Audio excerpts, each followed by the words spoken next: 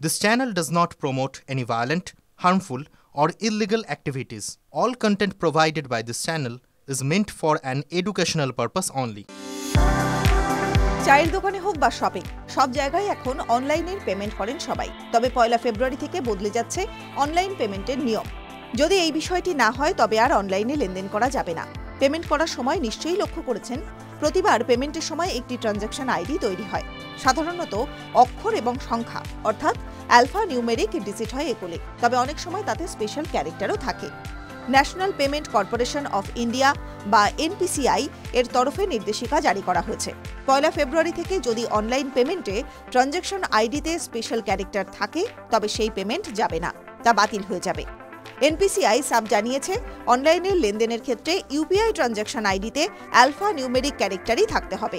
যদি $, মতো কোনো স্পেশাল ক্যারেক্টার থাকে তবে সেই লেনদেন হবে না। যারা অনলাইনে লেনদেন করেন তাদের এই বিষয়টি লক্ষ্য করার অনুরোধ করেছে এনপিসিআই। প্রসঙ্গত, বিগত কয়েক বছর ধরে দেশে ইউপিআই পেমেন্ট ব্যাপক হারে বেড়েছে।